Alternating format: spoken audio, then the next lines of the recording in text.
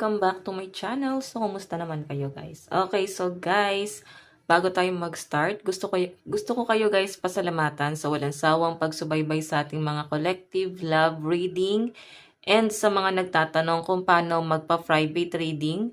Iiwan ko po yung link sa atin pong description box below, or kung hindi nyo guys mahanap, ayun, pwede nyo akong i-direct message na lang, Jade Tarot, no? Pwede rin kayo guys manood sa ating kabilang channel sa mga naghahanap ng daily gabay. Okay, so guys, ito yung energy ng person mo, ito yung energy mo, okay? Tignan natin, ano ba yung nararamdaman mo sa person mo? So, kung naiinip kayo guys sa ating pag-shuffle, skip nyo na lang po yung ating pag-shuffle. Ano yung nararamdaman mo sa person mo?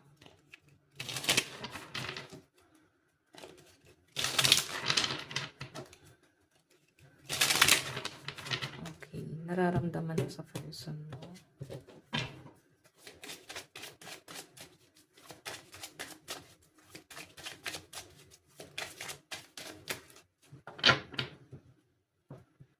Okay. Ano naman yung nararamdaman ni person sa'yo? Ano ang nararamdaman ni person mo sa'yo?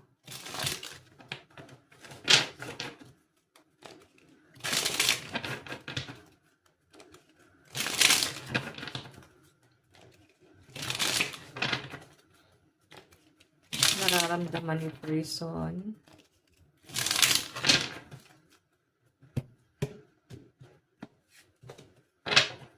Okay.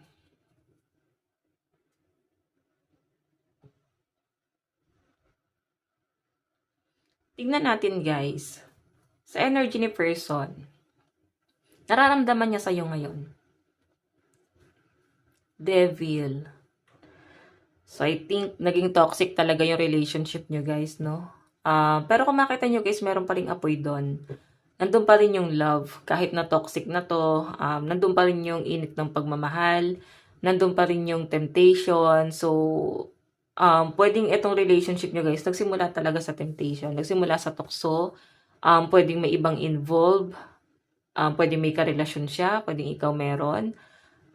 The devil, no? Kung paano ka tignan ng person mo, toxic yung relationship nyo, guys. Ang dami yung naging conflict. Siguro yung toxic naman na yun, guys, is yung mga tao sa paligid nyo. Hindi lang dun sa relationship nyo. Nagiging toxic kayo siguro dahil nga sa mga doubt. Naging toxic dahil sa family, sa mga kaibigan, sa mga taong pilit sinisira itong relationship na to, guys. Okay? So, ayan. Tignan natin kung paano kanya tignan ngayon. Oh my God, nilagay ka pala niya sa third party. Third party ang tingin niya sa'yo. Pwede ikaw yung third party? Pwede naman guys na sumama sa third party si person. Okay? Ang dahilan niya rito guys kung bakit nangyari yan, naging toxic daw po yung relationship nyo. At ikaw yung parang sinisisi niya rito guys kung bakit nangyari to sa inyo, no? Siguro si person, humahanap talaga siya ng paraan. Pwedeng, kung bakit hindi naging okay yung relationship nyo, siya yung may kasalanan eh. Okay, siya yung may kasalanan kung bakit hindi na kayo naging okay. So, sa pinapakita sa akin dito, siguro, parang may iniisip pa rin siya rito. Okay, kasi nandun pa rin yung parang iniisip ka niya, oh. Titignan natin, ha. Okay, so tignan pa natin, ano yung magiging action ni person. 8 of Pentacles. Naku. Si person, gusto niyang i-improve yung sarili niya. Gusto niyang mag-grow as individual person. Na merong ibang kasama, no? So, mataas ang ambisyon ng person mo. Kung ba't hindi rin kayo naging okay, dahil din siguro yan kayo sa pera. Naging ambisyosa yung person mo. Pwedeng ito yung naging dahilan. Pwedeng ang naging problema nyo, nagtalo kayo sa pera. Or pwedeng tinignan niya yung, parang tinignan niya yung future niya. Mas nag-worry siya pagdating sa future niya. Nakikita ko na parang sinave niya yung sarili niya, no? Okay? Parang iniwan ka siguro niya, guys, na nag-iisa. Hindi siya, guys, naging aware na nasaktan ka rito sa pinapakita sa akin. Kasi parang hinayaan ka niyang masaktan. Okay? Kasi parang inisip niya yung sarili niya rito, eh. 8 of Pentacles, so. Parang nandun siya ngayon sa lugar, mas pinili niya yung lugar na yon, yung taong yon dahil feeling niya, yun yung safe zone niya. Feeling niya, dun siya mas magiging kampante at panatag. Pero yung action niya kasi dito guys, 8 of Pentacles. So, mararamdaman mo na si person, mag-e-efforts sa'yo. Okay, mararamdaman mo na para bang sinusuhulan ka niya or parang ang dami niyang ginagawa na pagpapapansin. Okay? Or pwedeng ini-stalk ka nga rin itong person mo. Tinitignan niya ngayon yung mga ganap sa buhay mo. Kasi ito Pentacles guys, ibig sabihin, infinity, hindi pa rin naputol yung ugnayan yung dalawa. Okay, kahit na hiwalay na kayo, feeling niya pwede kanyang balikan anytime. Or pwedeng kayo pa rin. Okay, pwedeng kayo pa rin ng person mo kahit na nagkaroon na po ng third party, pwede nagkaroon ng trust issue na talaga and hindi na guys mawala. No, hindi na mawala sa isip ng person mo yung nangyari na ito na yung kasalanan niya, ito na yung nagawa niya. Or pwede ikaw yung gumawa nito. Pwede nilagay mo siya sa third party. Okay? Pwede nagkaroon ng temptation sa paligid mo. Kasi, ang tingin niya sa'yo guys, devil. Toxic. Pero gusto niya guys bumawi. Gusto niya i-work out yung relationship niyo. Okay? Sige, tignan pa natin guys. Pero kung ako'y tatanungin nyo guys, ang ano na nito ang lala na nung nangyari. Ang dami ng problema na nangyari, pwedeng may mga nadamay na. So, nandun na kayo sa point na parang napapatanong na kayo na magiging maayos pa ba tong relationship na to. Okay? So, tignan natin guys, ano yung outcome ng action na gagawin ni person? Knight of Cups, wow! Confident, masaya si person. So, nakikita ko guys na para bang kung ikaw yung nagkaroon ng third party, mukhang si person patatawarin ka. Parang tatanggapin ka niya ng buo. Pero kung siya yung nagkaroon ng third party guys, nakikita ko, pwedeng patatawarin mo siya. Kasi Knight of Cups nandun sa point na willing siyang bumawi. Kukunin niya talaga ulit yung loob mo. Pero hindi to guys biglaan kasi Pentacles. Knight of Cups nag-iisip pa to, nagpaplano, kung ano yung mga hakbang na gagawin niya, no? Kung ano yung mga pwede niyang simulan, okay, para makuha ulit yung loob mo, para mapansin mo siya ulit. Okay? So, titignan natin guys, bottom of the deck niya. Oh my God, maayos niyo pa nga to guys, lalo na kung may mga anak kayo. Hermit, ayan, iniisip niya rin kasi guys yung mga anak nyo, or yung anak nyo, or pwedeng kababata mo si person. Iniisip niya rin na para bang nangihinayang siya. Pwedeng matagal na kayong hiwalay, kababata mo pala siya, ganyan. Or high school classmate, schoolmate, pwede sa college or elementary, kung saan man yan guys. Nakakita ko na pwedeng magkaayos din, no? Kasi nandito yung strength. Kumbaga, gagawin niya talaga yung lahat para maayos kayo. And sa pinapakita sa akin guys, confident si person. Pwedeng nakikita niya kasing may chance na maayos pa kayong dalawa. Okay? So, titignan natin guys. Sa side ni person, malakas po ang Leo, Aquarius, Gemini, and Libra, Capricorn, Taurus, Virgo, Cancer, Pisces, Scorpio. So, tignan natin guys. Okay, sa side mo, anong nararamdaman mo kay person? Page of Pentacles. Hindi mo alam.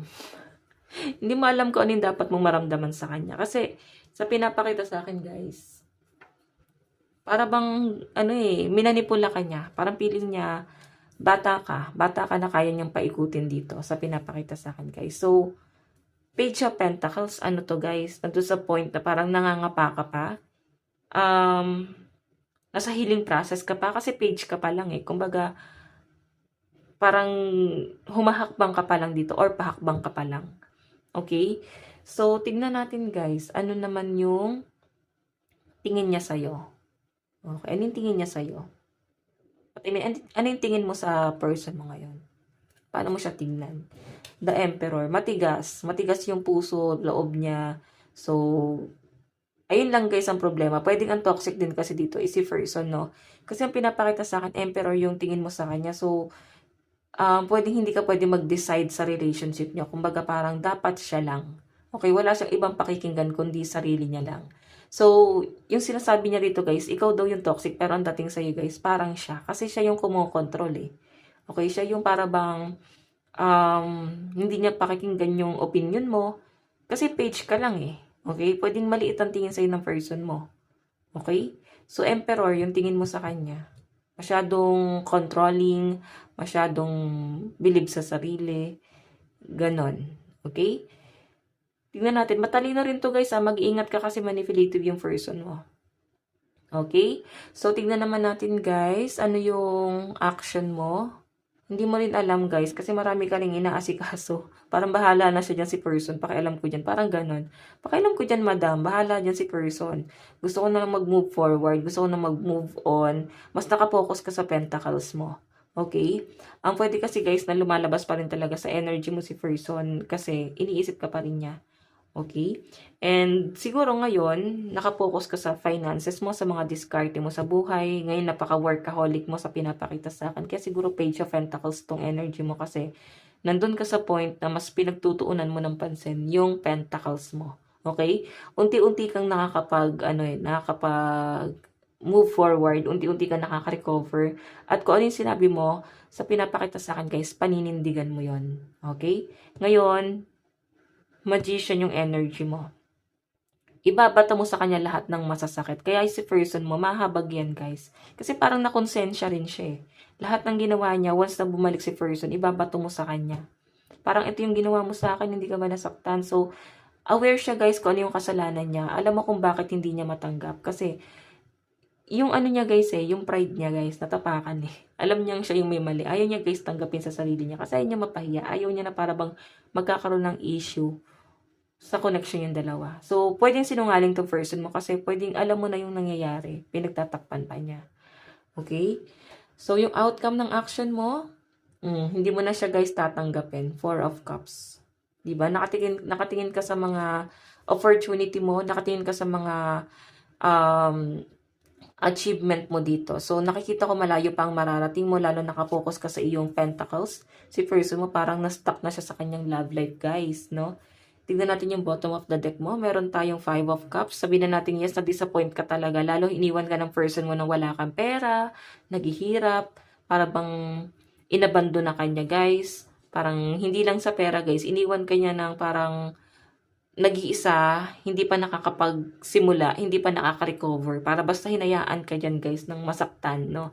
Parang bahala ka sa buhay mo. So, yun yung pinag-iisipan mo din dito, guys. Lalo na meron ka na sigurong ibang taong tinitignan dito, guys. Kasi Knight of Pentacles, may dumarating talaga sa buhay mo. Someone na responsible. Someone na parehas kayo may say sa buhay. Siya rin yung nakakatulong sa'yo pagdating sa Pentacles, no? Kasi nakikita ko sa kanya, guys, responsible din tong taong to. Okay? Kumbaga, same vibes kayo. Ayan. So, ito si person mo, guys, once na bumalik siya, wala ka ng hindi ka na magdadalawang isip. Oo. Iisipin mo sa kanya, nung nilagay ka niya sa third party, yun yung tatatak sa isip mo. Pwedeng hinabol-habol mo pa siya nun, guys. Okay, ilang beses mo siyang sinabi na bumalik, ilang beses mo siyang in-approach na ayusin natin to, ganito, ganyan. Hindi niya tinanggap. Ngayon na nakaka-recover ka na, sa kanya guys gustong bumalik. Yun nga lang guys, huli na yung lahat kasi naka-move on ka na. May ibang tao ka nang tinitignan dito guys. Okay? So guys, malakas po ang energy ng mga Earth sign Capricorn, Taurus, Virgo, Cancer, Pisces, Scorpio, Aries. Ayan. Yun ang nakikita ko rito guys, no? Tignan natin guys, ano ba yung overall energy? Saan na patungo to?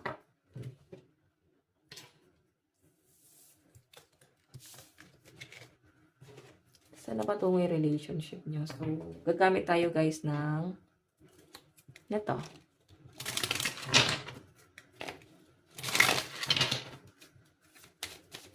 Saan na patungo yung relationship ng person mo?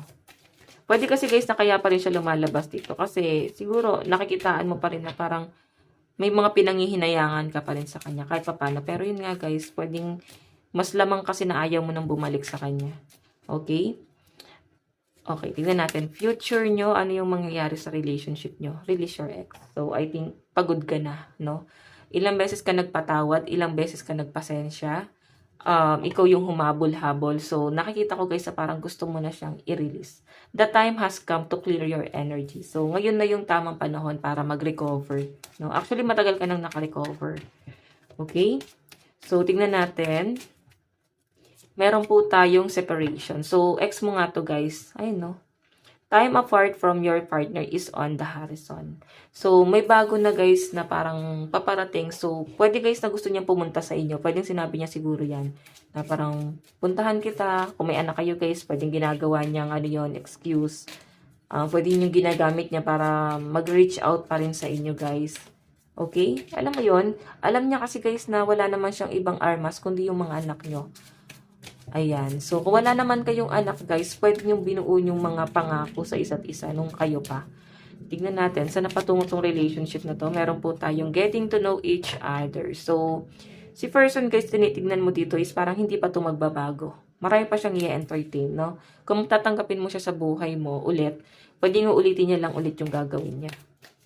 Okay? And nakikita ko sa'yo, mas nakapokus ka sa new person na someone na responsible. Kung nagda-doubt ka dun sa new person na yan, guys, nakikita ko na mukhang siya na yung mapapangasawa mo.